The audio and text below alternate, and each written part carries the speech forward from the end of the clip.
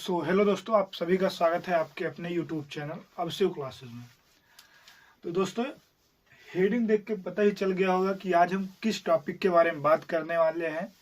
यानी जो ये हमारा वीडियो है, ये कक्षा 10 वालों का पहला चैप्टर का वीडियो बनेगा, जिसका नाम रासायनिक अभिक्रिया एवं समीकरण है।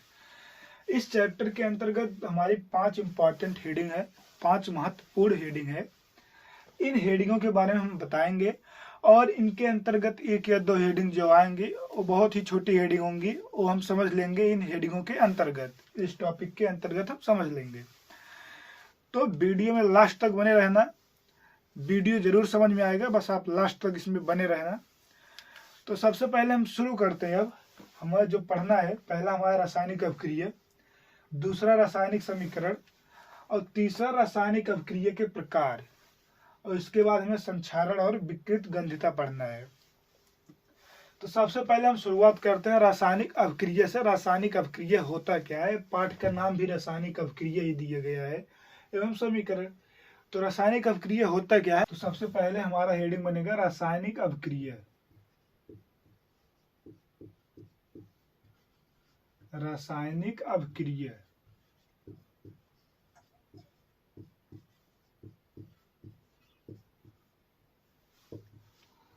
अब देखिए रासायनिक अभिक्रिया होता क्या है। तो समझते हैं रासायनिक अभिक्रिया क्या होता है। तो रासायनिक अभिक्रिया हमेशा याद रखना, जब एक या एक से अधिक पदार्थ आपस में क्रिया करके नए पदार्थ बनाते हैं, उस प्रक्रिया को ही हम क्या बोलते हैं? रासायनिक अभिक्रिया। यानी इसको हम लिख दे रहे हैं, फिर आगे आपको समझा रहे हैं। जब एक या एक से अधिक पदार्थ, एक या एक से अधिक पदार्थ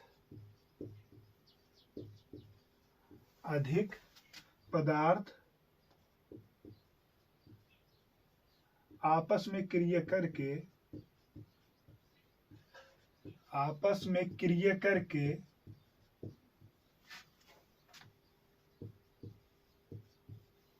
नए पदार्थ बनाते हैं, आपस में क्रिया करके नए पदार्थ बनाते हैं, तो उस प्रक्रिया को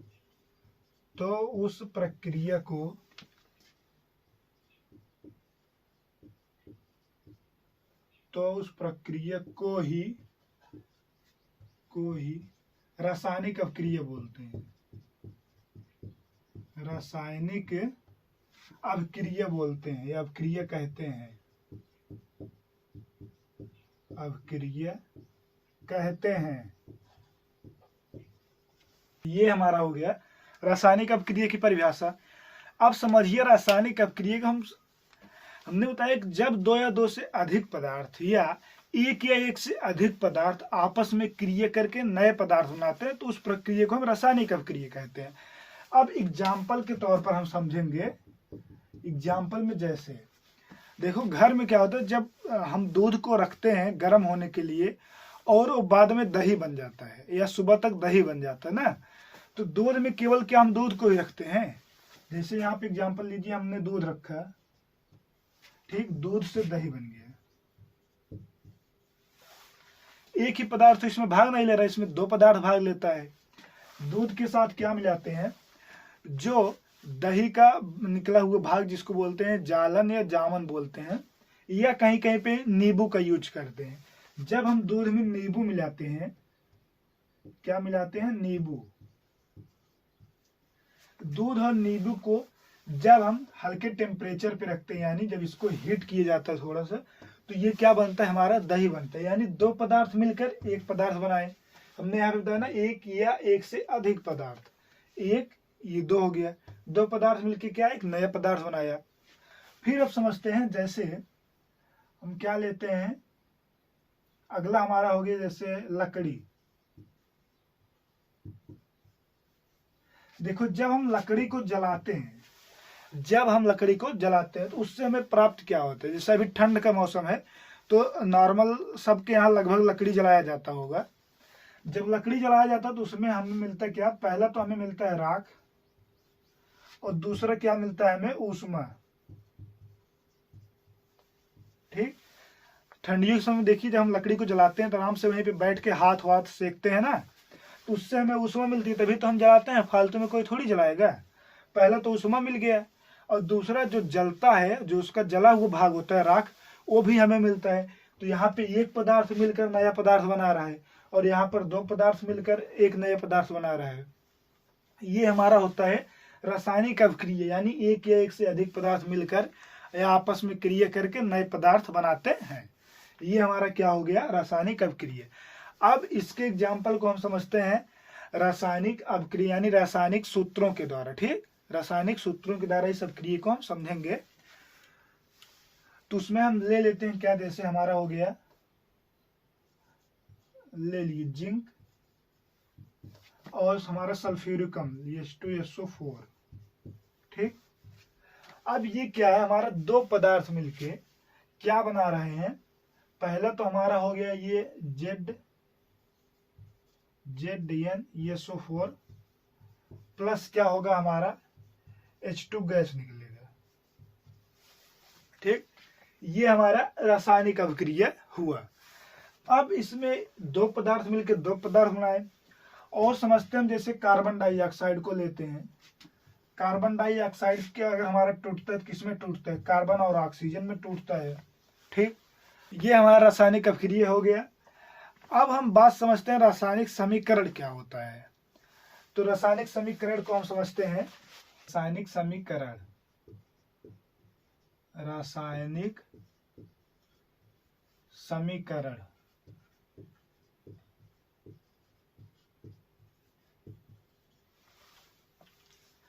अब रासायनिक समीकरण क्या होता है। रासायनिक समीकरण का मतलब सीधा है किसी भी रासायनिक अभिक्रिया में भाग लेने वाले पदार्थों को, जिससे हमने बताया भी इसके पहले रासायनिक अभिक्रिया बताया, उसमें पदार्थ भाग ले रहे थे, जैसे हमारा दूध हुआ, दही हो गया, नींबू हो गया, या फिर लकड़ी हो गया आदि। ठीक, ये सभी पदार्थ भाग ले रहे थे। तो उन पदार्थों को हम शब्दों में ना लिखकर केवल उनको संकेतों में लिखना ही हमारा रासायनिक समीकरण कहलाता है। यानी किसी रासायनिक अभिक्रिया में भाग लेने वाले अभिकारक और उत्पाद अर्थात पदार्थ, अब पदार्थ दोनों है, इस साइड भी हमारा पदार्थ है, इस साइड भी। तो रासायनिक अभिक्रिया में भाग लेने वाले पदार्थों को रासायनिक सूत्रों व संकेतों को द्वारा व्यक्त करना ही हमारा क्या कहलाता है, रासायनिक समीकरण। तो इसको हम लिख देते हैं, किसी रासायनिक अभिक्रिया में,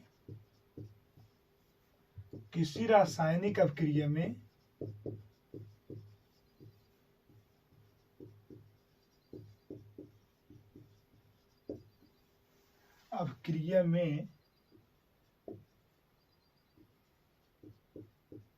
भाग लेने वाले पदार्थों को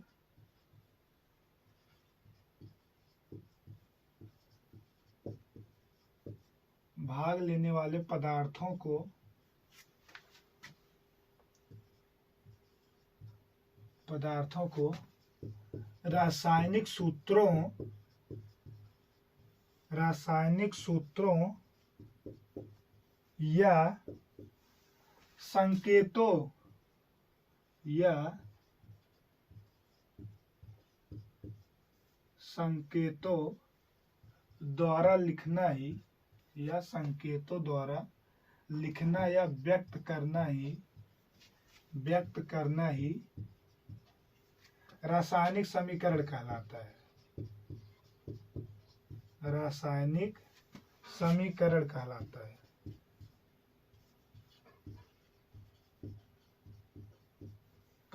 है। ठीक, हमने रासायनिक अभिक्रिया में लिखा, रासायनिक समीकरण में लिखा कि किसी रासायनिक अभिक्रिया में भाग लेने वाले पदार्थों को रासायनिक सूत्रों या संकेतों द्वारा व्यक्त करना ही क्या कहलाता है, हमारा रासायनिक समीकरण कहलाता है। अब हम समझते हैं, जैसे एग्जाम्पल में हम समझते हैं, जैसे हमारा क्या हो गया, कार्बन, या लिख लेते हैं कार्बन डाई ऑक्साइड। ठीक, ये क्या हो गया हमारा, कार्बन डाइऑक्साइड। अब ये टूटता है हमारा किसमें, पहला तो कार्बन पहला कार्बन और दूसरा किसमें, ऑक्सीजन में। ऑक्सीजन, ये अभी क्या हुआ, ये जो रासायनिक समीकरण है ये भी हमारा रासायनिक समीकरण है, ये जो है रासायनिक समीकरण है, लेकिन ये किसमें लिखा गया है, जिसको हमने शब्दों में लिखा है। अब इसको इसके सूत्रों में, यानी जो इसका सूत्र होगा उस सूत्रों में जब हम व्यक्त कर देंगे तो यही हमारा रासायनिक समीकरण हो जाएगा। ठीक, अभी क्या, अभी ये शब्दों में है। अब इसको हम समझते हैं। जैसे कार्बन डाइऑक्साइड का सूत्र हमारा होता है CO2, उसके बाद कार्बन का होता है C और ऑक्सीजन का O2। ठीक, अब ये जो हमने समीकरण को लिखा है इसी को हम बोलते हैं क्या, रासायनिक समीकरण। ठीक, ये जो नीचे हमने लिखा है इसी को हम क्या बोलते हैं, रासायनिक समीकरण। रासायनिक समीकरण क्यों बोलते हैं, क्योंकि हमने जिसमें भाग लेने वाले पदार्थ हैं उनको या तो सूत्र होगा इसका, या फिर जो इसके संकेतक होंगे, जो इसके संकेतांक होंगे, उसके द्वारा हमने क्या किया, इसको प्रदर्शित किया, इसको व्यक्त किया। इसीलिए इसको हम रासायनिक समीकरण कहते हैं। या फिर जैसे दूसरा हमारा हो गया Mg plus O2 equal to MgO, यानी एरो लगा के MgO। ये भी क्या है, हमारा रासायनिक समीकरण है। ये हमारा है मैग्नीशियम, ये ऑक्सीजन, ये मैग्नीशियम ऑक्साइड हमारा। अब इसमें होता क्या है, अगर हम इसको इसके शब्दों में लिखेंगे तो हमें स्पेस ज़्यादा लेना पड़ेगा, ज़्यादा जगह की जरूरत पड़ेगी। अगर हम इसको केवल सूत्रों में ही लिख देंगे तो इसको हमें इसको लिखने के लिए कम जगह की आवश्यकता हुई। इसलिए यानी जो हमारे रासायनिक समीकरण से लाभ होते हैं, पहला नंबर तो इसको हम कम स्थान पे लिख सकते हैं, कम स्पेस में लिख सकते हैं, और दूसरा इसको लिखने में समय भी कम लगता है। अभी आप अगर इसको हिंदी में लिखोगे तो काफ़ी समय लगेगा, और आप इसको संकेत में लिख दे रहे हो, इसके संकेतांक में लिख दे रहे हो, सूत्र में लिख दे रहे हो, तो आपको समय भी कम लग रहा है आपका। ठीक, ये हमारा क्या है, रासायनिक समीकरण। रासायनिक समीकरण का मतलब किसी भी रासायनिक अपक्रिया में भाग लेने वाले या तो अभिकारक या उत्पाद। ठीक, इस साइड का क्या है, हमारा अभिकारक है, समझ लेते हैं इसको फिर से। ये हमारा अभिकारक, ये उत्पाद, इसको क्या बोलते हैं, उत्पाद, और ये अभिकारक।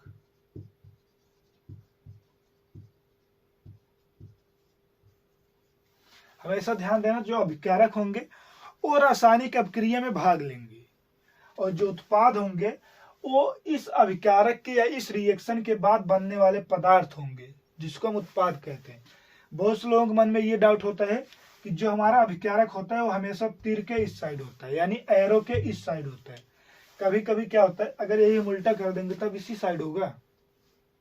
तो याद रखना केवल इस बात को कि जो अपक्रिया में पदार्थ भाग ले रहे हैं उन्हें हम अभिकारक कहेंगे, और जो रिएक्शन के बाद यानी अपक्रिया के बाद जो पदार्थ बन जाएंगे उन्हें हम उत्पाद कहेंगे। ठीक, तो रासायनिक समीकरण को फिर से समझते हैं कि किसी भी रासायनिक अपक्रिया में भाग लेने वाले अभिकारक या उत्पादों को उनके रासायनिक सूत्रों या संकेतों के द्वारा व्यक्त करना ही क्या कहलाता है, हमारा रासायनिक समीकरण कहलाता है।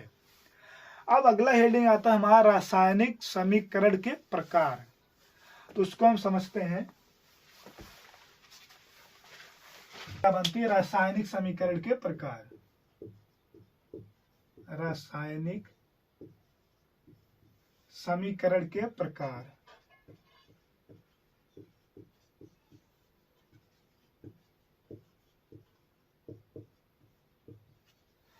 देखो, जो ये हमारे क्लास 10th के लेवल का है, यानी क्लास 10th वालों के लिए, तो जो क्लास 10th में दिए गए, कक्षा 10 वालों में दिए, तो हमारा रासायनिक अपक्रिया 5 प्रकार के दिए गया है। कितने प्रकार का, 5 प्रकार का, जिसमें हमारा पहला हमारा संयोजन अपक्रिया। पहला संयोजन अपक्रिया,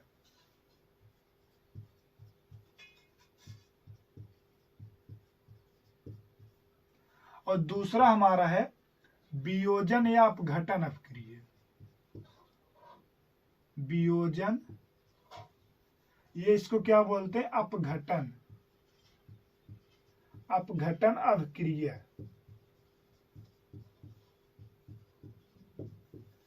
और तीसरा हमारा है तीसरा है विस्थापन अभिक्रिया। विस्थापन अभिक्रिया।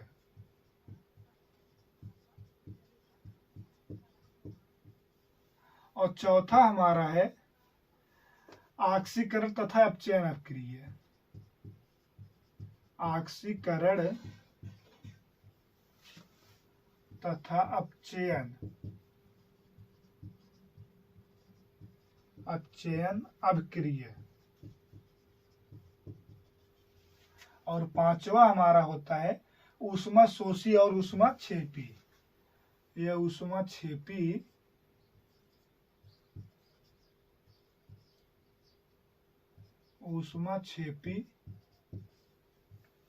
तथा ऊष्मा शोषी अभिक्रिया। ऊष्मा शोषी। ठीक, तो ये हमारे क्या है, रासायनिक समीकरण के प्रकार है। ये जो हमारे 5 प्रकार के रासायनिक समीकरण या रासायनिक अभिक्रिया है, यहाँ पे हमें रासायनिक अभिक्रिया लिखना है। ठीक, रासायनिक अभिक्रिया।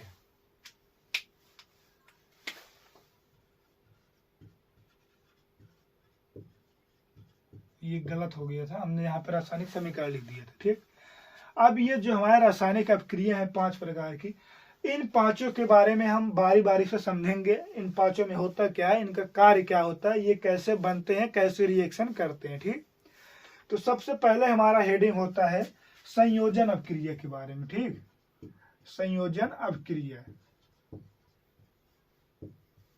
देखिए, संयोजन अभिक्रिया में इसके नाम से पता चल रहा है संयोग। संयोजन से संयोग। संयोग का मतलब क्या होता है, जोड़ना या जुड़ना। जो हमारा संयोजन अभिक्रिया है उसके नाम से ही देखो एक बार, संयोग करना होता है, संयोग करना या संयोजन। तो इसका परिभाषा होगा कि जब 2 या 2 से अधिक पदार्थ मिलकर एक नया पदार्थ बनाते हैं। अगर जुड़ना है, अगर हम इन 2 मार्करों को आपस में एक कर देंगे तभी तो ये संयोग होंगे। अगर ये अलग अलग है तो संयोग थोड़ी हो जाएंगे। जब दोनों एक होंगे, अब दोनों क्या बन गए, एक बन गए, तो ये क्या हो गया, संयोग किए कि नहीं। वैसे अब क्रिया में क्या होगा, जब 2 या 2 से अधिक पदार्थ आपस में क्रिया करके केवल एक नया पदार्थ बनाते हैं, उसे हम संयोजन अभिक्रिया कहते हैं। इसकी परिभाषा को फिर से लिख दे रहे हैं, ये आप समझ लेना। इसकी परिभाषा को आप अपने मन से लिख लेना कि जब 2 या 2 से अधिक पदार्थ आपस में क्रिया करके केवल एक नया पदार्थ बनाते हैं, उससे हम रासायनिक। एग्जाम्पल के लिए केमिस्ट्री में सबसे इंपॉर्टेंट हमारा एग्जाम्पल होता है। अगर पेपर में आ रहा है, आप इसकी डिफिनेशन लिख रहे हैं, परिभाषा लिख रहे हैं और आप एग्जाम्पल नहीं दे रहे हैं, तो आपका जो नंबर होगा वो मान के चलो कि आधा ही मिलेगा। केवल आपको एक लाइन लिखने से आधा नंबर मिल रहा है, सोच लीजिए। तो याद रखना, केमिस्ट्री में हमेशा एग्जाम्पल जरूर लिखना, हमेशा। तो इसका जो एग्जाम्पल होगा, इसका एग्जाम्पल हमने बताया जब 2 या 2 से अधिक पदार्थ आपस में मिलकर एक नया पदार्थ बनाते हैं। जैसे हमने यहाँ पे लिया दूध। ठीक, इसके पहले हम बताए थे दूध और नींबू। दूध और नींबू क्या बनाए, दही बनाए, दही। ठीक, अब देखिए इसमें 2 या 2 से अधिक पदार्थ है। 2 से अधिक नहीं, 2 तो है। 2 पदार्थ मिलकर क्या बनाया, एक पदार्थ, केवल एक पदार्थ, दही बनाया। तो इसको हम संयोजन अभिक्रिया बोल सकते हैं। या फिर जैसे हमने यहाँ पे बताया Mg + O2 = MgO, ये भी हमारा संयोजन अभिक्रिया है कि नहीं, ये संयोजन अभिक्रिया। तो इसमें केवल याद रखना, जब 2 या 2 से अधिक पदार्थ मिलकर केवल एक नया पदार्थ बनाता है, उसे हम संयोजन अभिक्रिया कहते हैं। ठीक, समझ में आया ये। अब आगे हम चलते हैं वियोजन अभिक्रिया के बारे में। जो हमारा वियोजन अभिक्रिया है वो इस संयोजन का उल्टा है, इसका उल्टा है। ठीक, इसका उल्टा है। अब हम देखिए वियोजन के बारे में बात करेंगे। सबसे पहला हमारा कौन सा रिएक्शन आता है, वियोजन अभिक्रिया। वियोजन अभिक्रिया।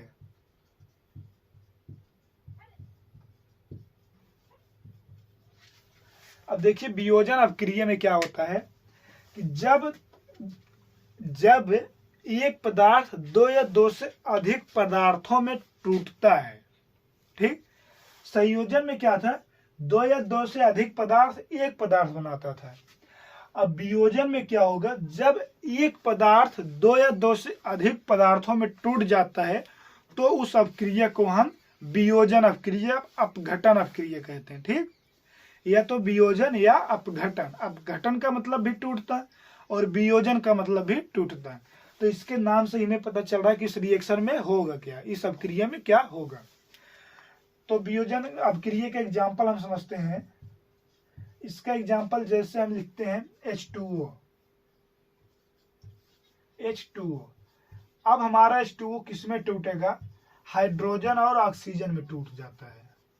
हाइड्रोजन और ऑक्सीजन में टूटता है। अब हम बात करते हैं दूसरा, जैसे कार्बन डाइऑक्साइड को। कार्बन डाइऑक्साइड हमारा कार्बन और किसमें, ऑक्सीजन में टूटता है। तो वियोजन अपक्रिया यानी जब एक पदार्थ दो या दो से अधिक पदार्थों में टूट जाता है तो उस अपक्रिया को हम क्या कहते हैं, वियोजन या अपघटन अपक्रिया। अब आगे बात आती है वियोजन अपक्रिया के प्रकार। वियोजन अपक्रिया के प्रकार, तो वियोजन अपक्रिया मुख्य रूप से तीन प्रकार की होती हैं।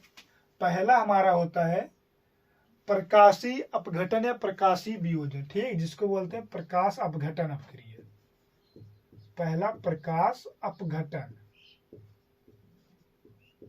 अपघटन की जगह में वियोजन भी लिख सकते हैं, ठीक। दूसरा हमारा है विद्युत अपघटन, विद्युत अपघटन।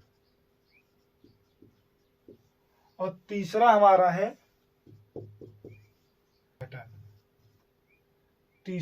ऊष्मीय अपघटन,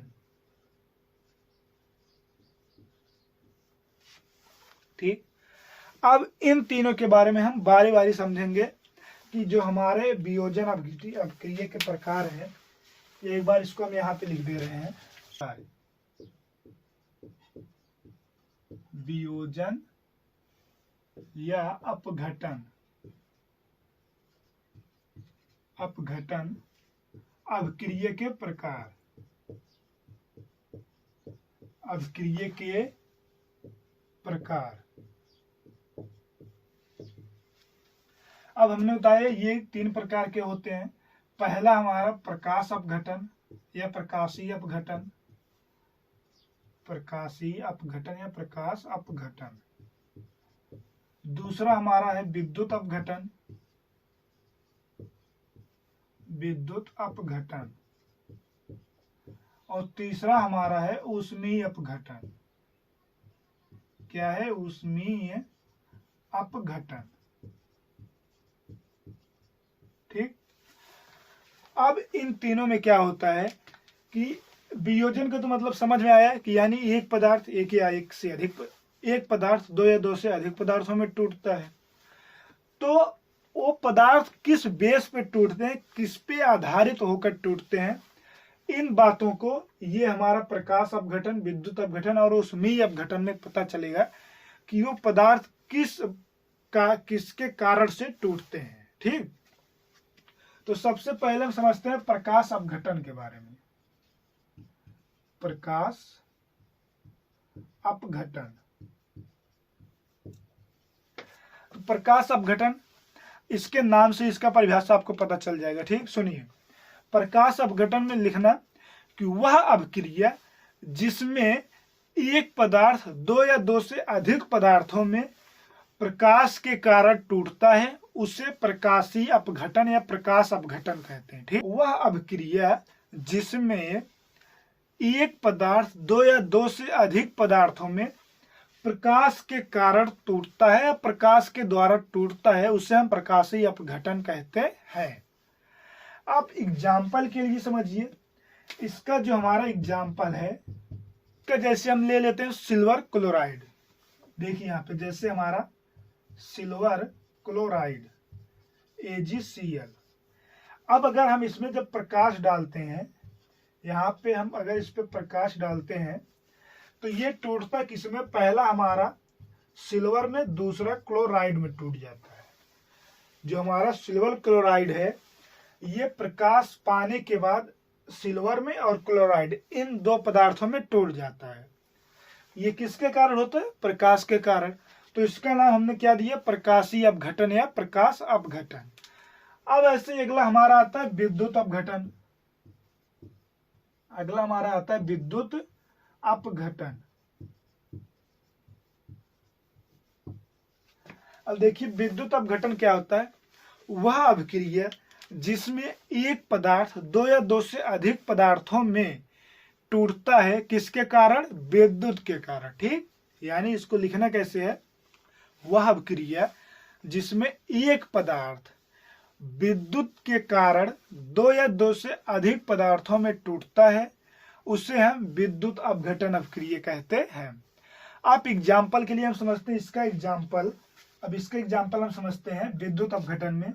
जैसे हमारा क्या है, H2O।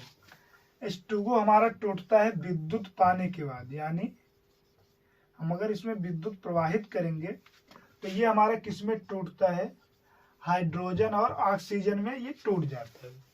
ये हमारा किसमें टूटता है, हाइड्रोजन और ऑक्सीजन में टूटता है।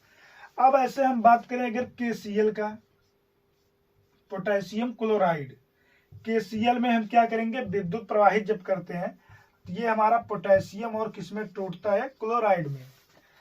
अब विद्युत अपघटन का अगर एक्सपेरिमेंट करना है आपको, तो आप एक गिलास में थोड़ा सा जल लेना और उसमें जो हमारे किचन का नमक होता है, रसोई का नमक होता है, हल्का सा यानी 1 चम्मच उसमें डालना और उसको अच्छे से मिला देना। और 2 तार लेना, उसको लाइट में यानी बोर्ड में लगा देना और दोनों तार के अगले छोर पर क्या करना, आप ग्रेफाइट यानी जो पेंसिल के अंदर होता है जिससे हम लिखते हैं, उसको 2 भागों में इतना बड़ा बड़ा तोड़ लेना और दोनों तार में बांध के उस ग्लास में डाल देना। जब आप उस ग्लास में डालोगे, और याद रखना वो ग्लास कैसा होना चाहिए, पारदर्शक होना चाहिए, ताकि आर पार हमें दिखाई दे। तो आप दूसरी साइड से देखेंगे कि जो ये हमने जो यहाँ पे यानी ग्रेफाइट का टुकड़ा लिया है, उसमें से देखना कि इस पे ऐसे ना बुलबुले नुमा संरचनाएं क्या होंगी, इस पे ऐसे चिपकने लगेंगी, इस पे ऐसे चिपकने लगेंगी। अगर आप उसके पास मोमबत्ती ले जाओ, यानी ग्लास के जो ग्लास में जल होगा उसके सतह पे आप जलते हुए मोमबत्ती को ले जाएंगे तो उसमें आवाज निकलेगा, हल्का हल्का इससे बरने की यानी जलने की आवाज निकलेगी। तो आवाज ये दिखाता है कि इससे हाइड्रोजन मुक्त हो रहा है। ठीक, उससे क्या होता है, हाइड्रोजन मुक्त होता है। आप इसका एक्सपेरिमेंट कर सकते हो घर पे खुद, नहीं तो अगले वीडियो में जब हम बताएंगे विद्युत अपघटन के बारे में तो हम उसमें आपको करके दिखाएंगे। अब अगला आता है हमारा ऊष्मीय अपघटन। अब ऊष्मीय अपघटन क्या होता है, ऊष्मीय अपघटन, इसका भी परिभाषा वैसा है, वह अपक्रिया जिसमें एक पदार्थ ऊष्मा के कारण दो या दो से अधिक पदार्थों में टूट जाता है, उसे हम ऊष्मीय अपघटन अभिक्रिया कहते हैं। ठीक, वह अपक्रिया जिसमें एक पदार्थ ऊष्मा के कारण दो या दो से अधिक पदार्थों में टूट जाता है, उसे हम ऊष्मीय अपघटन अभिक्रिया कहते हैं। देखते हैं ऊष्मीय अपघटन के लिए, जैसे हम ले लेते हैं क्या, हमारा कैल्शियम कार्बोनेट लेते हैं। ठीक, क्या है, कैल्शियम कार्बोनेट।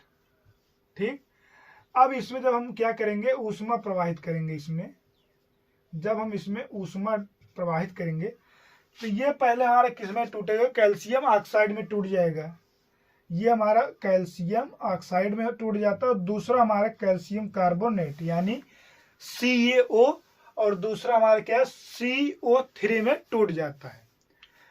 तो ये हमारा क्या था, अपघटन अपक्रिया के प्रकार या वियोजन अपक्रिया के प्रकार। तो वियोजन अपक्रिया क्या होता है समझ में आया, जब कोई एक पदार्थ दो या दो से अधिक पदार्थों में टूट जाता है तो उसे हम वियोजन अपक्रिया अपघटन अपक्रिया कहते हैं। अपघटन अपक्रिया 3 प्रकार की होती है, पहला प्रकाशीय अपघटन, दूसरा विद्युत अपघटन, तीसरा ऊष्मीय अपघटन। अब हमारा प्रकाश अपघटन में क्या होता है, जब एक पदार्थ दो या दो से अधिक पदार्थों में प्रकाश के कारण टूटता है तो उससे हम क्या बोलते हैं, प्रकाशीय अपघटन या प्रकाश अपघटन बोलते हैं। जैसे हमारा सिल्वर क्लोराइड पे हम जब प्रकाश डालते हैं तो ये हमारा सिल्वर और क्लोराइड दो में टूट जाता है, यानी दो पदार्थों में टूट जाता है। उसके बाद दूसरा हमारा आता है विद्युत अपघटन।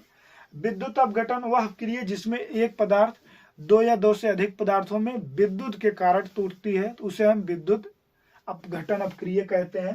एग्जाम्पल के लिए जैसे हमारा H2O या KCl। H2 हमने बताया जब विद्युत प्रवाहित करेंगे तो ये हाइड्रोजन और ऑक्सीजन में टूट जाता है, और हमारा KCl यानी पोटेशियम क्लोराइड पोटेशियम और क्लोराइड में टूट जाता है। इसी तरह हमारा ऊष्मीय अपघटन भी क्या होता है कि वह ऊष्मा के कारण दो या दो से अधिक पदार्थों में टूटता है। जैसे कैल्शियम कार्बोनेट को हम जब ऊष्मा देते हैं तो वो हमारा कैल्शियम ऑक्साइड और कैल्शियम ऑक्साइड और कार्बोनेट में टूटता है। अब आगे हम बात करते हैं अब हमारा अगला हेडिंग होता है विस्थापन अपक्रिया। इसके पहले हमने क्या बताया, संयोजन और वियोजन अपक्रिया। अब अगला हेडिंग हमारा आता है विस्थापन अपक्रिया। तो इसका हम पहले लिख देते हैं विस्थापन अपक्रिया। विस्थापन अपक्रिया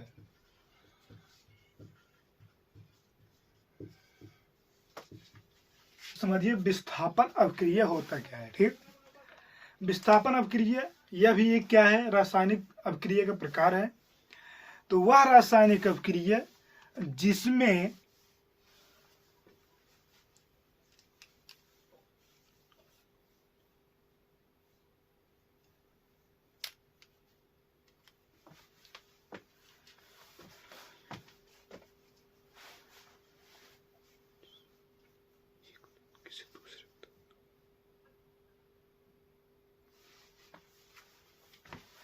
तो विस्थापन अपक्रिया को हम समझते हैं। ठीक, तो विस्थापन अपक्रिया होता क्या है, वह रासायनिक अपक्रिया जिसमें एक तत्व किसी दूसरे तत्व को, यानी कोई एक तत्व किसी दूसरे तत्व को उसके यौगिक से हटाकर उसका स्थान स्वयं ले लेना या स्वयं ले लेता है।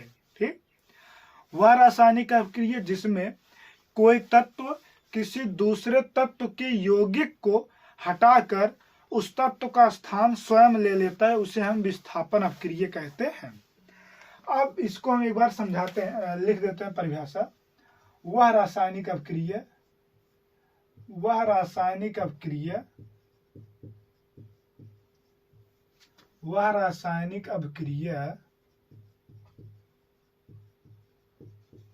वह रासायनिक अपक्रिया जिसमें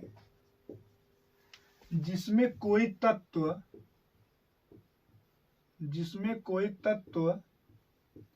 किसी दूसरे तत्व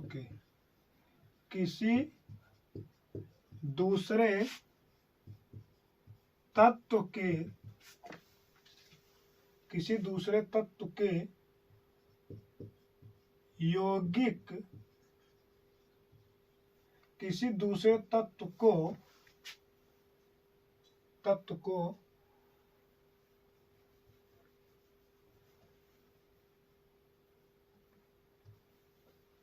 वह रासायनिक अपक्रिया जिसमें कोई तत्व किसी दूसरे तत्व को उसके यौगिक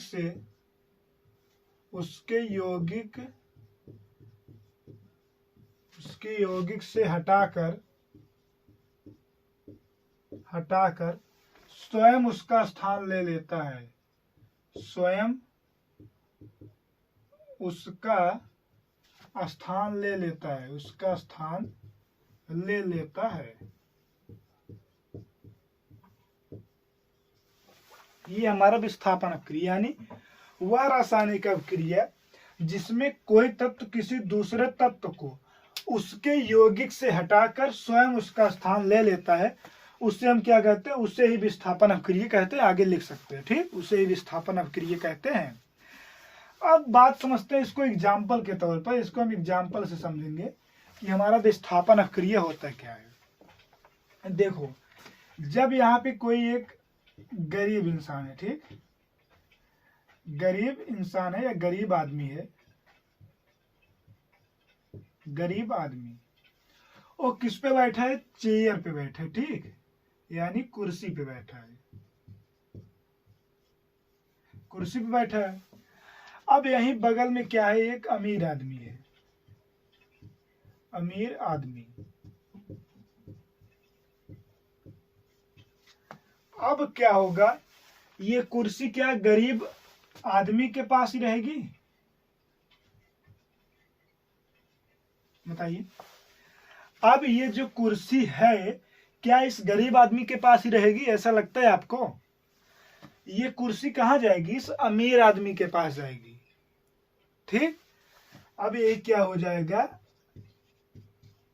अमीर आदमी प्लस कुर्सी हो जाएगा, प्लस गरीब आदमी, ठीक। ये एकदम सटीक एग्जाम्पल है हमारा विस्थापन अपक्रिया का, कि आप समाज में देखते होंगे जब कोई गरीब आदमी कहीं पर बैठे, कुर्सी पे बैठा है, ठीक, कुछ लोगों के मन में ऐसा होता है कि जो अगर आपसे बड़े हैं तो भाई सम्मान करने के लिए आप उन्हें कुर्सी दे देते हैं। पर जो बेचारे 60 साल के हैं और कोई एक दरोगा आ गया या कोई एक नेता आ गए जो कि 40 से 45 साल के हैं, वो 70 साल वाला आदमी भी सोचता है ले लो बैठो, क्योंकि उसको पता है उसकी कुर्सी ले लिया जाएगा, यानी उसको बैठने के लिए दे ही दिया जाएगा। तो इस एग्जाम्पल का तरीका समझो कि ये जो गरीब आदमी की कुर्सी थी, यानी जो बेचारा इस पे बैठा था, वो क्यों हट गया यहाँ से? क्योंकि ये कम क्रियाशील था, ये उतना एक्टिव नहीं था कि ये अपनी कुर्सी को खुद ले अपने पास। और जो ये अमीर आदमी था वो एक्टिव था, वो इसकी कुर्सी को छीन के क्या किया? अपने साथ ले लिया, ठीक। अब इसको हम समझते हैं किसमें? यानी जो इसका रासायनिक सूत्र होगा उसके माध्यम से समझते हैं। जैसे हम यहाँ पे लेते हैं CuSO4, CuSO4 copper sulphate, plus हम क्या लेते हैं? Fe, यानी फेरस, जिसको आयरन बोलते हैं। अब ये जो हमारा कॉपर के साथ सल्फर है, यहाँ पे क्या हो जाएगा? हमारा फेरस सल्फर हो जाएगा, प्लस हमारा कॉपर क्या होगा? वो बाहर निकल जाएगा। ये देखिए, ये जो हमारा कॉपर सल्फेट था वो फेरस सल्फेट के साथ क्यों आया? क्योंकि ये कम क्रियाशील था, ये एक्टिव नहीं था। जो क्रियाशीलता का क्रम होता है, कॉपर का क्रियाशील कम होता है इस फेरस से, इस आयरन से, तभी जाके ये आयरन रिएक्शन इसके साथ करके अपने साथ ले लिए और इसको कहाँ छोड़ दिए? बाहर भगा दिए, ठीक। ये विस्थापन अवक्रिया है, यानी इसको क्या किया? इसको इस स्थान से हटा के बाहर कर दिया और स्वयं इसका स्थान ले लिए फेरस। कॉपर सल्फेट है, कॉपर सल्फेट प्लस यहाँ पे हमने क्या लिए? जिंक ले लिया। अब क्या किए? ये हमारा जिंक भी इससे अधिक क्रियाशील है, तो ये क्या करेगा? जिंक सल्फेट बनाएगा और प्लस क्या करेगा? कॉपर को बाहर निकाल देगा, ठीक। जैसे गांव में मैच वैच अगर होता है, गांव में मैच होता है तो वहां पे देखते हैं कौन प्लेयर सबसे अच्छा खेलता है, मतलब कौन अधिक क्रियाशील है, कौन एकदम अच्छे से खेलता है। तो जो कैप्टन होंगे दोनों, सबसे पहले वो विचार करेंगे वो हमारे टीम में रहेंगे, वो हमारे टीम में रहेगा, वो अच्छा खेलता है। तो वैसे इसमें भी ये रिएक्शन भी वैसे है कि जो ज्यादा क्रियाशील तत्व है वह अपने साथ अन्य तत्वों को ले लेगा, बाकी जो कम क्रियाशील है उसको बाहर कर देगा, ठीक। ये हमारा हो गया विस्थापन अपक्रिया। अब विस्थापन अपक्रिया के बाद आता है हमारा ऑक्सीकरण तथा अपचयन अपक्रिया। अब हम समझते हैं ऑक्सीकरण और अपचयन अपक्रिया क्या होता है। अब हमारा हेडिंग आता है ऑक्सीकरण।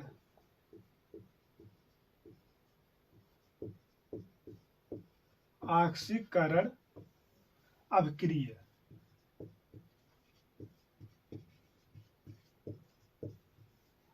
अभिक्रिया, ऑक्सीकरण का मतलब समझो कि ऑक्सी से ऑक्सीजन भी हमारा हो सकता है। ये जो हमारा ऑक्सी है इसका मतलब ऑक्सीजन, ऑक्सीकरण का मतलब ऑक्सीजन को अवशोषित करना, ऑक्सीजन को अपनी तरफ लेना। इस नाम से हमें पता चल रहा है कि ऑक्सीकरण में होगा क्या।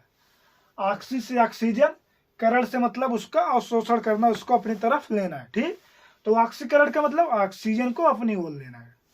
तो ऑक्सीकरण अभिक्रिया में होता क्या है कि वह रासायनिक अभिक्रिया जिसमें ऑक्सीजन का योग हो, यानी ऑक्सीजन जुड़े, और हाइड्रोजन का ह्रास हो, यानी हाइड्रोजन बाहर निकल जाए, या इलेक्ट्रॉनों का बाहर निकलना ही क्या कहलाता, हमारा ऑक्सीकरण अभिक्रिया कहलाता है। ठीक, हम फिर से बताते हैं, वह अभिक्रिया जिसमें ऑक्सीजन का योग हो और हाइड्रोजन या इलेक्ट्रॉन बाहर निकले, वह अभिक्रिया जिसमें ऑक्सीजन का योग होता है और हाइड्रोजन या ऑक्सीजन का ह्रास, हाइड्रोजन या इलेक्ट्रॉन का ह्रास होता है, उसे हम ऑक्सीकरण अभिक्रिया कहते हैं। तो इसकी परिभाषा को हम लिख देते हैं, वह रासायनिक अभिक्रिया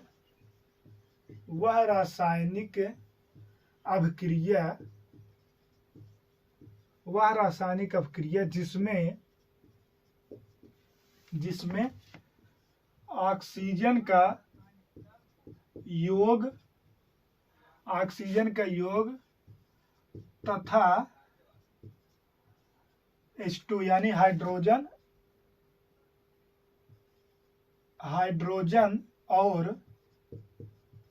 और इलेक्ट्रॉन का ह्रास हो, इलेक्ट्रॉन का ह्रास से होता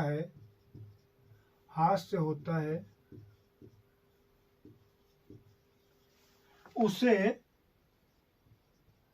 उसे ऑक्सीकरण अभिक्रिया कहते हैं, उसे ऑक्सीकरण अभिक्रिया कहते हैं, ऑक्सीकरण अभिक्रिया कहते हैं। ठीक, वह रासायनिक अभिक्रिया जिसमें ऑक्सीजन का योग तथा हाइड्रोजन और हमने इलेक्ट्रॉन लिखा है, यह भी लिख सकते हो, हाइड्रोजन और इलेक्ट्रॉन का ह्रास होता है, उसे हम ऑक्सीकरण अभिक्रिया कहते हैं। ह्रास का मतलब होता है बाहर निकलना और योग का मतलब होता है अंदर आना। ठीक, अब इसके एग्जाम्पल को हम समझते हैं। इसका एग्जाम्पल में क्या है, कॉपर और ऑक्सीजन।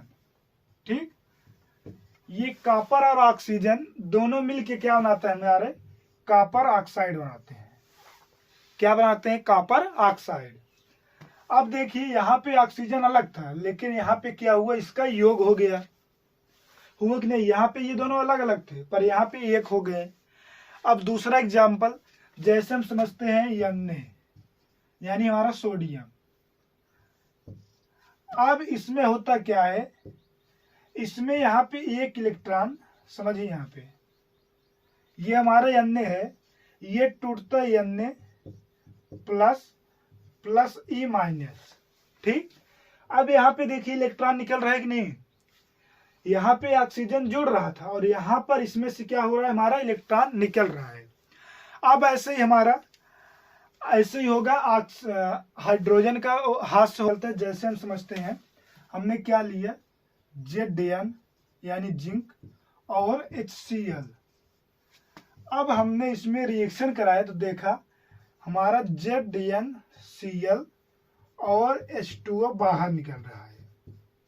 ठीक, देखिए इस रिएक्शन में हो क्या रहा है, यहाँ पे ऑक्सीजन जुड़ रहा है, यहाँ पे इलेक्ट्रॉन बाहर निकल रहा है और इसमें हाइड्रोजन बाहर निकल रहा है। तो हमने इसकी परिभाषा में क्या लिखाया कि वह रासायनिक अभिक्रिया जिसमें ऑक्सीजन का योग तथा हाइड्रोजन और इलेक्ट्रॉन का ह्रास होता है, उसे हम ऑक्सीकरण अभिक्रिया कहते हैं। तो इसके ये हमारे एग्जाम्पल हो गए। ठीक, अब इसके बाद आती है हमारा अपचयन अभिक्रिया। अगला आता है हमारा अपचयन अभिक्रिया। अपचयन अभिक्रिया, अब इसमें क्या होता है, सेम ऑक्सीकरण का उल्टा होता है। जैसे ऑक्सीकरण में होता था उसी का उल्टा सेम एकदम क्या होगा, हमारा अपचयन में होगा। तो इसकी परिभाषा को हम लिख देते हैं, वह रासायनिक अभिक्रिया जिसमें हाइड्रोजन और इलेक्ट्रॉन का योग तथा ऑक्सीजन का ह्रास होता है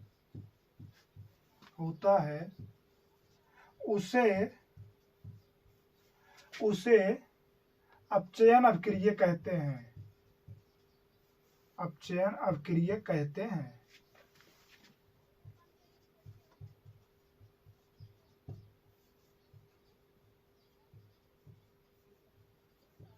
ठीक, अब हम समझते हैं इसके एग्जाम्पल को। तो इसका जो एग्जाम्पल है सेम यही एग्जाम्पल, जैसे हमने बोला कि इसमें ऑक्सीजन निकलता है। ठीक, ऑक्सीजन का ह्रास मतलब ऑक्सीजन बाहर निकल जाएगा और हमारा हाइड्रोजन और इलेक्ट्रॉन क्या होता है, वो अंदर आ जाता है। तो ऑक्सीजन बाहर कैसे निकलता है, हमने यहाँ पे जैसे आपको बताया ZnO plus DnO plus C। अब इसको हमने इक्वल टू किया तो हमारा किस में टूट गया, ये जिंक में टूट गया और ये हमारा किस में हो गया, CO में, यानी कार्बन मोनोऑक्साइड। अब इसी तरह ये यहाँ पे देखिए, यहाँ पे क्या हमारा ऑक्सीजन जुड़ा हुआ था, लेकिन यहाँ पे क्या हुआ, ऑक्सीजन बाहर निकल रहा है, ह्रास हो रहा है। अब इसी तरह हम लेते हैं Na plus E minus equal to Na हो गया हमारा सोडियम। फिर इसी तरह हम क्या लेते हैं, इसी तरह हम लेते हैं हाइड्रोजन जोड़ने के लिए। ठीक, तो हाइड्रोजन जोड़ने के लिए हम रिएक्शन को लिखते हैं जैसे कि हमारा सबसे पहले एथेन का सूत्र क्या होता है, C2H4 प्लस हम यहाँ पे ले लेते हैं हाइड्रोजन। ठीक, क्योंकि हमें हाइड्रोजन जोड़ना है इस रिएक्शन में। ये हमारा जाके क्या बनाएगा, एथेन बनाएगा, C2H6। ठीक, ये क्या होगा, एथेन से हमारा एथेन बन गया। अब इसमें क्या हुआ, हाइड्रोजन जुड़ गया ना कि बाहर निकल रहा है। हाइड्रोजन देखो यहाँ पे अलग था और यहाँ पे इसमें जुड़ गया, इलेक्ट्रॉन यहाँ पे अलग था, यहाँ पे जुड़ गया, लेकिन यहाँ पे हमारा ऑक्सीजन जुड़ा हुआ था, वो यहाँ पे बाहर निकल गया। तो ये हमारा ऑक्सीकरण और अपचयन अभिक्रिया होता है। केवल ऑक्सीकरण का याद रखना, ऑक्सी से ऑक्सीजन, करण से अवशोषण। ठीक, यही दो चीज, केवल एक। ऑक्सीकरण का मतलब ऑक्सीजन को अंदर लेना, बस। अगर आप ऑक्सीकरण याद कर लिए, अपचयन अपने आप याद हो जाएगा। उसके बाद एग्जाम्पल में अगर पेपर में आ रहा है तो ये एग्जाम्पल आप लिख देना, एक दो एग्जाम्पल लिख दोगे तो आपको पूरा का पूरा नंबर मिलेगा। आप वीडियो में लास्ट तक बने रहना, ये पूरा का पूरा चैप्टर हम क्लोज कर देंगे आज, यानी पूरा चैप्टर आज हम पूरा कवर कर देंगे वन शॉट की तरह, ताकि 20 दिन बाद आपका पेपर है। उसके बाद आप ये वीडियो केवल एक बार अगर देख लेंगे तो मैं गारंटी देता हूँ पूरा का पूरा पहला पाठ आपको समझ में आ जाएगा। अब हमारा ऑक्सीकरण और अपचयन हो गया। अब आता है हमारा ऊष्माक्षेपी तथा ऊष्माशोषी अभिक्रिया। अब उसके बारे में हम बात करते हैं, ऊष्माशोषी और ऊष्माक्षेपी अभिक्रिया। हम बात करेंगे ऊष्माक्षेपी अभिक्रिया के बारे में। तो अगली हेडिंग हमारी होगी क्या, ऊष्माक्षेपी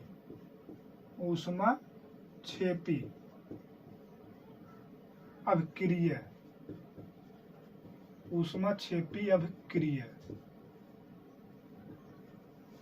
देखिए इस अभिक्रिया में होता क्या है। ऊष्मा का मतलब ऊष्मा यानी हीटनेस, हीट, और क्षेपी का मतलब होता है कि बाहर ढकेलना या बाहर करना। ठीक, अब देखिए ऊष्माक्षेपी नाम से ही पता चल रहा है कि ऊष्मा का मतलब ऊष्मा, क्षेपी का मतलब बाहर ढकेलना या बाहर निकालना। तो वह रासायनिक अभिक्रिया जिसमें ऊष्मा बाहर निकलती उसे हम ऊष्माक्षेपी अभिक्रिया कहते हैं। इसकी परिभाषा लिखाना बहुत इंपॉर्टेंट है, नहीं आपको पता है कि वह रासायनिक अभिक्रिया जिसमें ऊष्मा बाहर निकलती है उसे हम ऊष्माक्षेपी अभिक्रिया कहते हैं। अब बात हम करते सीधे इसके एग्जाम्पल की। तो इसके एग्जाम्पल में हम सबसे पहले लेते हैं ऊष्माक्षेपी में मोमबत्ती का जलना। मोमबत्ती का जलना, देखिए समझिए, जब हम मोमबत्ती को जलाते हैं तो उससे ऊष्मा निकलती है कि नहीं निकलती? निकलती है। तो वो करती क्या है, मोमबत्ती अपने अंदर से ऊष्मा को बाहर करती है ना, अपने अंदर से ऊष्मा को बाहर ढकेलती है। फिर जब बाहर ऊष्मा आती है, अगर रोम में हम 10, 20, 50 मोमबत्ती लगा देते हैं तो क्या होता है, वहां पे पूरा रोम गर्म हो जाता है। होता है कि नहीं ऐसा? या फिर हम खाना पकाने वाले जो चूल्हे पे जहाँ खाना बनता है वहां पर भी ऊष्मा छेपी अभिक्रिया होती है। जब हम लकड़ी को जलाते हैं तो वहां से ऊष्मा निकलती है, वो भी हमारी क्या है, ऊष्मा छेपी अभिक्रिया है। ठीक। और देखिए और समझो, बिना बुझा चूना को पानी में डालने पर, को पानी में भिगोने पर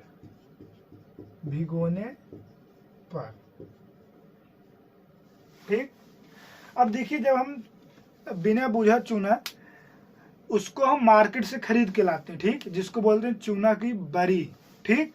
उसको जब हम बाजार से लाते हैं तो उसको हम एक डब्बे में पानी डालकर उसमें ऐसे डाल देते हैं। एक डब्बा लेते हैं, उसमें पानी रखते हैं, उसके बाद उसी में हम उसको डाल देते हैं चूने को।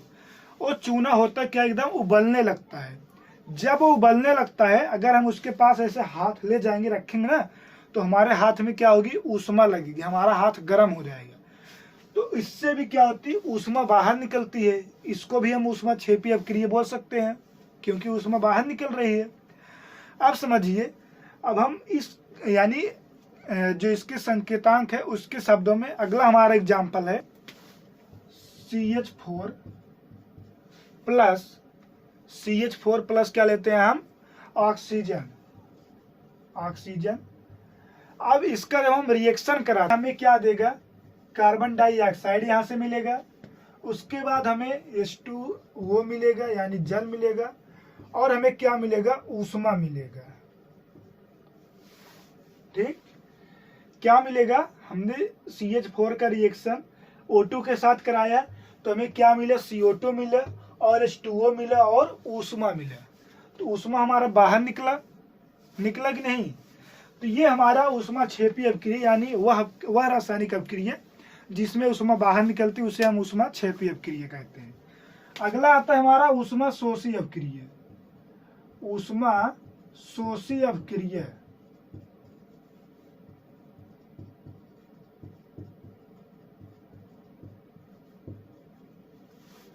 अब इसमें क्या होगा, ऊष्मा का मतलब ऊष्मा, शोषी का मतलब अवशोषण करना। ठीक।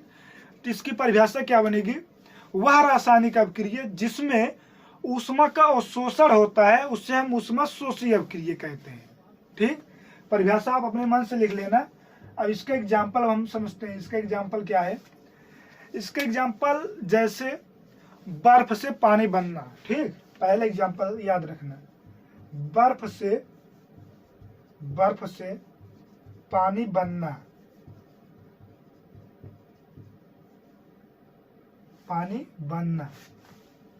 अब देखिए, एक हम बर्फ का टुकड़ा लाते हैं ना, अगर हम उसको फ्रिज में रख देते हैं तो क्या पिघल जाता है? नहीं पिघलता। बर्फ थोड़ी तो पानी बन जाएगा अगर हम उसको फ्रिज में रखेंगे। लेकिन जब उसी बर्फ को हम बाहर वातावरण में रख दें, जहां का टेम्परेचर उस बर्फ के टेम्परेचर से ज्यादा हो, वो करता क्या है, वहां पे बर्फ धीरे धीरे पिघलना शुरू हो जाता है। पिघलना क्यों शुरू होता है?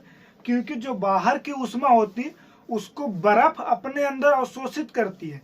जब बर्फ अपने अंदर उसको अवशोषित करेगा तो बर्फ होता है क्या, अपने आप पिघलने लगता है। समझ में आ रहा है? वो क्या होता है, पिघलने लगता है। अब दूसरा एग्जांपल, जैसे चावल का पकना।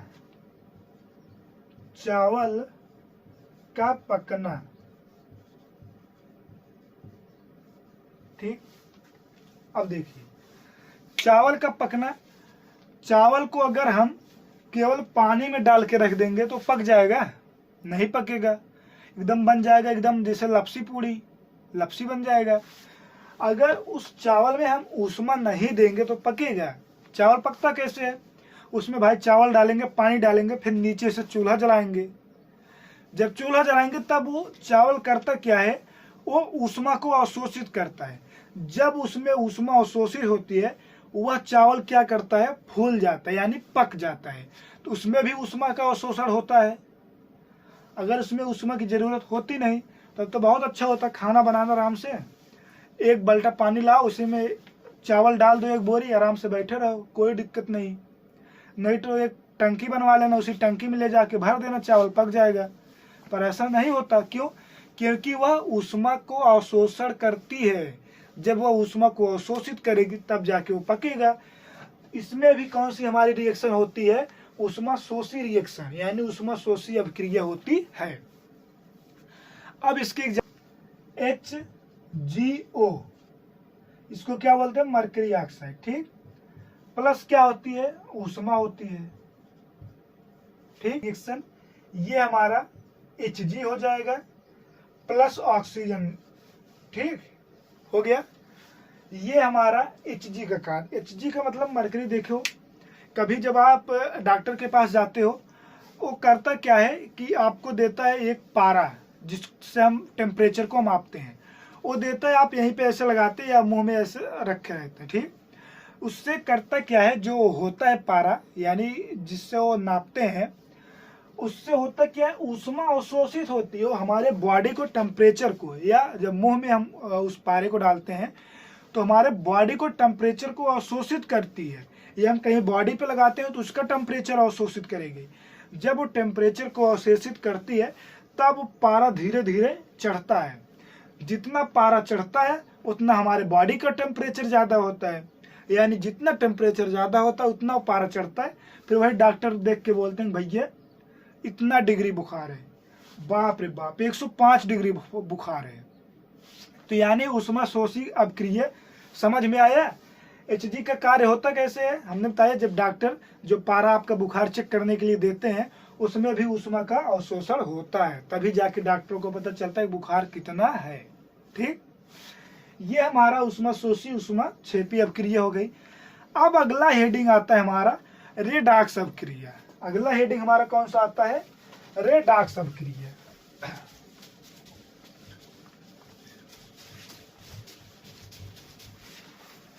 अब देखिए अब रेडॉक्स अभिक्रिया क्या होता है। रेडॉक्स अभिक्रिया, रेडॉक्स अभिक्रिया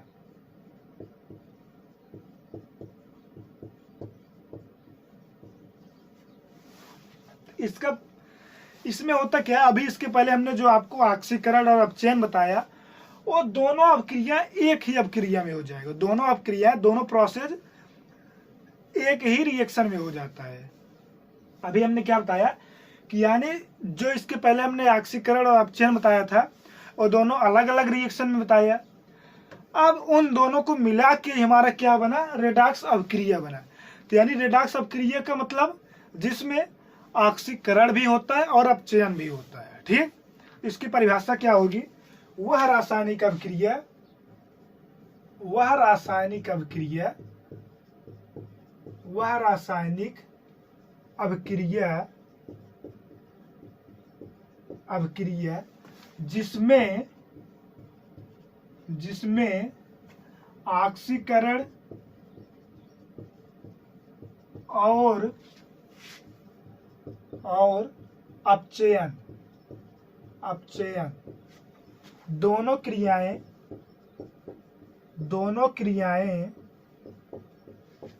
एक साथ होती हैं, दोनों क्रियाएं एक साथ होती हैं, उसे हम रेडॉक्स अभिक्रिया कहते हैं। उसे हम रेडॉक्स अभिक्रिया कहते हैं, अभिक्रिया कहते हैं, ठीक। तो रेडॉक्स अभिक्रिया का परिभाषा समझ आया। वह रासायनिक अभिक्रिया जिसमें ऑक्सीकरण और अपचयन दोनों अभिक्रियाएं एक साथ होती हैं, दोनों क्रियाएं एक साथ होती हैं, उसे हम रेडॉक्स अभिक्रिया कहते हैं। अब इसके एग्जाम्पल को हम समझते हैं। इसका एग्जाम्पल देखिए, जैसे हम यहाँ पे क्या लेते हैं, हमारा हो गया कॉपर ऑक्साइड और H2 हाइड्रोजन इक्वल टू हमारा क्या होगा, हमारा हो जाएगा कॉपर प्लस H2O, ठीक, ये हमारा क्या है, रेडॉक्स अपक्रिया। अब इसमें समझते हैं हमारा ऑक्सीकरण कहाँ होता है और अपचयन कहाँ होता है। ठीक, देखिए अब यहां से यहां पे देखिए, ये जो हमारा CuO था, ये यहाँ पे क्या लिया, केवल Cu, यानी ये जो हमारा कॉपर था और ये ऑक्सीजन था, ये यहाँ पे आके क्या मिला, केवल हमें क्या मिला, कॉपर मिला। अब कॉपर में होता क्या है, हमने बताया जो हमारा ऑक्सीकरण अपक्रिया होता था उसमें ऑक्सीजन का अवशोषण होता था, लेकिन यहाँ पर तो ये ऑक्सीजन का अवशोषण हो ही नहीं रहा है। तो ये हमारा अपक्रिया कौन सा होगा, हमने बताया जिसमें ऑक्सीजन का अवशोषण हो उसे ऑक्सीकरण, और जिसमें ना हो उसे अपचयन अपक्रिया। तो इसमें ऑक्सीजन का अवशोषण नहीं हो रहा है, तो इसको हम क्या बोल सकते हैं, अपचयन अपक्रिया। ये हमारा क्या हुआ, अपचयन अपक्रिया, अपचयन रिएक्शन। ठीक, अब देखिए, अब ये समझते हैं हम, ये वाला दूसरा। ठीक, हमने बताया कि वह रासायनिक अपक्रिया जिसमें ऑक्सीजन का योग हो, यहाँ पे हाइड्रोजन था पर यहाँ पे क्या हुआ, ये दिख गया ऑक्सीजन के साथ मिल गया, यानी ऑक्सीजन इस हाइड्रोजन के साथ आ गया। तो यहाँ पे कौन सा अपक्रिया हो रहा है, हमारा होता है ऑक्सीकरण रिएक्शन, ऑक्सीकरण अपक्रिया। ठीक, यानी यहाँ पे अपचयन, यहाँ पे ऑक्सीकरण। अब समझ में आया रेडॉक्स अपक्रिया में दोनों कैसे होता है। हमने बताया जिसमें ऑक्सीजन का योग होता है उसे ऑक्सीकरण, लेकिन यहाँ पे ऑक्सीजन का योग नहीं हो रहा है तो कौन सी रिएक्शन हो जाएगा, अपचयन हो जाएगा। और जिसमें ऑक्सीजन का योग हो रहा है वो ऑक्सीकरण हो जाएगा। ठीक, दोनों क्रियाएं क्या हुई, एक ही अब क्रिया में हो गई, एक ही साथ दोनों क्रिया हो रही, इसलिए इसको हम क्या नाम दिए, रेडॉक्स अपक्रिया। अगला हेडिंग आता है हमारा संक्षारण। संक्षारण, संक्षारण का मतलब होता है जैसे कोई आप आसपास देखते हो लोहे की वस्तु पड़ी हो, ठीक, ज्यादातर लोहे की वस्तु जब पड़ी रहती है तब उसमें क्या होता है, हवा, पानी या नमी के कारण जंग लगना शुरू हो जाता है, जिसको हम कहीं कहीं बोलते हैं मोर्चा। ठीक, यानी जब किसी लोहे की वस्तु में हवा, नमी, पानी आदि की उपस्थिति के कारण जंग लगना शुरू हो जाता है, उस क्रिया को या उस प्रोसेस को ही हम क्या बोलते हैं, संक्षारण बोलते हैं। संक्षारण को समझ लो एक बार फिर से, यानी जब हम किसी लोहे की वस्तु को, जैसे हम समझते हैं कि ये एक लोहे का रॉड है, ठीक, इसको हम क्या करेंगे, ले जाके इसको हम मिट्टी में रख देंगे। अगर इसको हम मिट्टी में ऐसे रख दिए तो 10 दिन बाद या 15 दिन बाद या दूसरे दिन सुबह ही देखेंगे इस पे क्या होंगी, जो ऊपर से शीत की बूंदें गिरी रहेंगी यानी पानी, और हमारे वातावरण से वायु, और नीचे से इसको क्या मिलता रहेगा, नमी। ऊपर से भी पानी मिल रहा है पर नीचे से नमी, यानी मृदा, हवा और नमी, ये तीनों चीज मिलकर इस लोहे की वस्तु पर क्या लगना शुरू हो जाता है, जंग लगना शुरू हो जाता है। जो इस पे जंग लगना जब शुरू होता है उससे हम बोलते हैं क्या, संक्षारण बोलते हैं, उसी को हम संक्षारण बोलते हैं। ठीक, अब अगला आता है हमारा विकृत गंधिता। अगला हेडिंग हमारा होता है विकृत गंधिता।